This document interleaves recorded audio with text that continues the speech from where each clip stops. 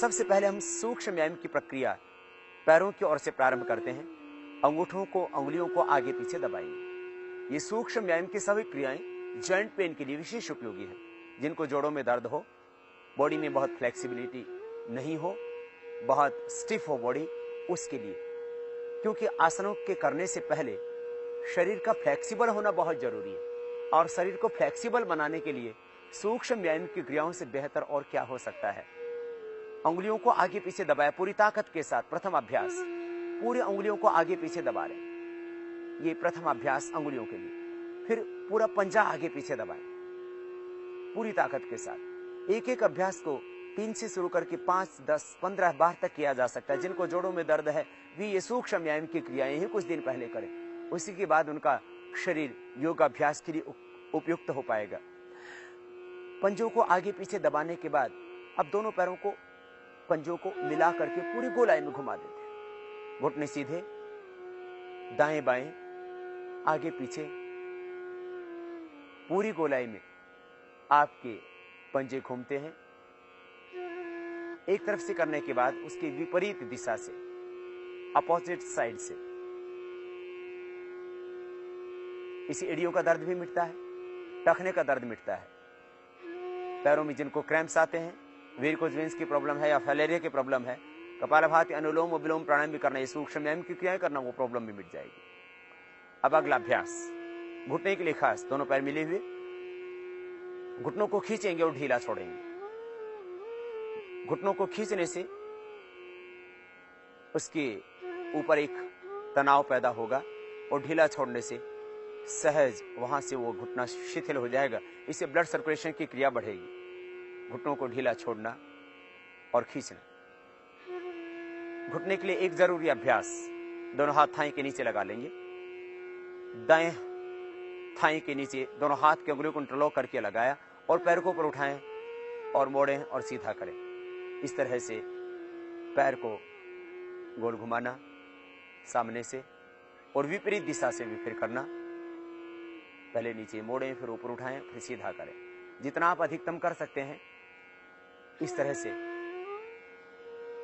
पैर को यूं गोल घुमा देने से ये घुटने की पूरी एक्सरसाइज हो जाती है। फिर इसी तरह से दूसरे पैर से दोनों हाथ के अंगुलियों को इंटरलॉक करके बाएं पैर की जंघा के नीचे लगाते हैं और घुटने का पूरा व्यायाम पैर को सामने से घुमाते हुए करते हैं।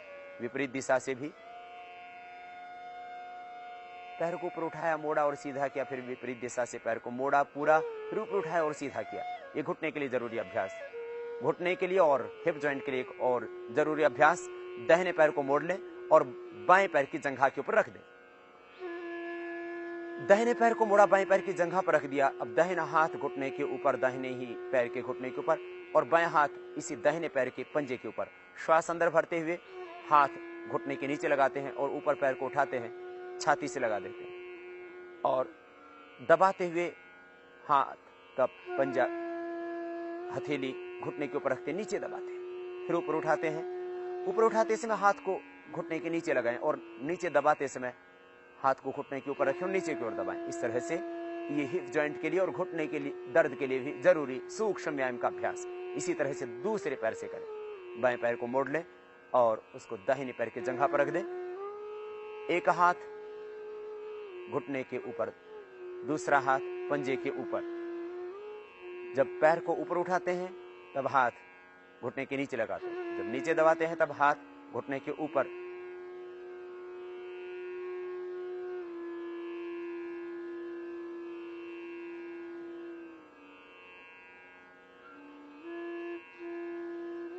और अब दोनों पैरों को मोड़ लेते हैं और दोनों पैरों के पंजों को तलवों से मिला लेते हैं और बटरफ्लाई का अभ्यास करते हैं। यह हिप जॉइंट को फ्लेक्सिबल बनाने के लिए, घुटने के दर्द के लिए धीरे धीरे करें। पैरों को हल्का बनाने के लिए, जिनको पद्मासन नहीं लगता, इस अभ्यास के करने से पद्मासन भी धीरे धीरे लगने लगेगा। दोनों पैर सामने खोल दें।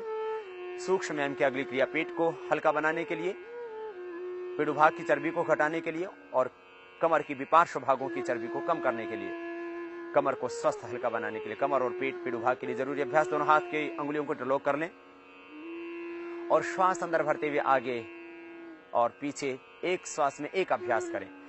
ग्राइंडिंग का अभ्यास, चक्की घुमाने वाला अभ्यास। आगे पीछे जाएं, पूरी गोलाई में हाथों को घुमाएं, पंजे सामने तने हुए, पंजे नीचे की ओर तने हुए और आगे पीछे पूरी गोलाई में घुमाएं आप।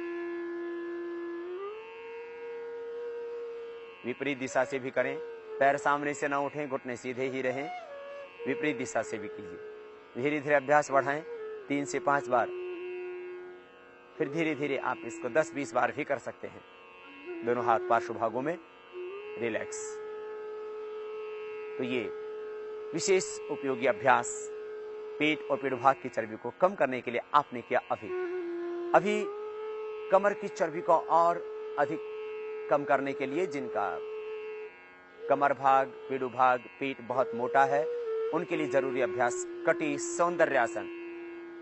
जब पेट पर, पीढ़ुभाग पर और कमर पर चर्बी बढ़ जाती है तो इंसान का शरीर उतना खूबसूरत नहीं लगता। एक आकर्षक शरीर के लिए, सम्यक व्यक्तित्व के लिए दोनों हाथ कंधों के दोनों साइड में और दोनों पैरों में थोड़ा फासला, जितना आप अधिकतम खोल सकते हैं। दोनों पैरों को सामने खोल लें, दोनों हाथों की हथेलियों का रुख नीचे की ओर, दोनों हाथ कंधों के समानांतर। श्वास अंदर भरते हुए अब दाहिने हाथ को सामने से घुमा के लाएंगे बाएं पंजे के ऊपर। दाहिने हाथ प्रथम अंगुली और अंगूठे से बाएं पैर के अंगूठे को पकड़ें और बाएं हाथ पीछे ऊपर और कंधे के ऊपर से बाईं ओर से पीछे देखना। फिर बीच में रुक जाएं। अब दूसरी ओर से इस अभ्यास को दोहराएं। बाएं हाथ को सामने से लाएं, दाहिने पैर के पंजे को पकड़ें, दाहिना हाथ पीछे ऊपर और दाहिने कंधे से पीछे ऊपर देखना। फिर बीच में रुक जाएं। फिर दूसरी ओर से एक बार पुनः इस अभ्यास को करें। फिर बीच में रुकें और दूसरी ओर से इस अभ्यास की आवृत्ति करें। जरूरी अभ्यास कमर के लिए, पेट को हल्का बनाने के लिए दोनों हाथ साइड से नीचे और दोनों पैर अब सामने मिला लें। जरूरी उपयोगी अभ्यास, हाथों के लिए सूक्ष्म व्यायाम की क्रियाएं। लेकिन याद रखें, यदि आप सीधे बैठ सकते हैं पैरों को मोड़ के तो सीधे बैठें, अन्यथा पैरों को सीधा रखते हुए भी आप हाथों की सूक्ष्म व्यायाम की क्रियाएं कर सकते हैं। दोनों हाथ सामने खोल लें सीधे बैठ करके। यदि पैर मोड़ करके न बैठा जाता हो तो पैर सीधा रख करके भी इन सूक्ष्म व्यायाम की क्रियाओं को किया जा सकता है। अंगूठों को, अंगुलियों को मोड़ें और सीधा करें। सबसे पहली क्रिया अंगूठों के लिए, अंगुलियों के लिए उनको फ्लेक्सिबल बनाने के लिए, जैसे आप किसी बॉल को पकड़ रहे हो, इस तरह से आप हाथ की अंगुलियों को मोड़ना और सीधा करना। फिर इससे अगला अभ्यास, अंगूठा अंदर, अंगुलियों ऊपर, पूरी ताकत के साथ मुट्ठियां बंद करें और खोलें। धीरे धीरे मुट्ठियों को बंद करना और खोलना। ये हाथ की अंगुलियों के लिए सूक्ष्म व्यायाम की क्रिया। अब हाथ खुले हुए, दोनों हाथों को नीचे की ओर दबाएं, ऊपर की ओर दबाएं। कोहनियों से हाथ एकदम सीधे। ये कलाई के लिए, जिनको भी हाथ की कलाई में दर्द होता है उसके लिए।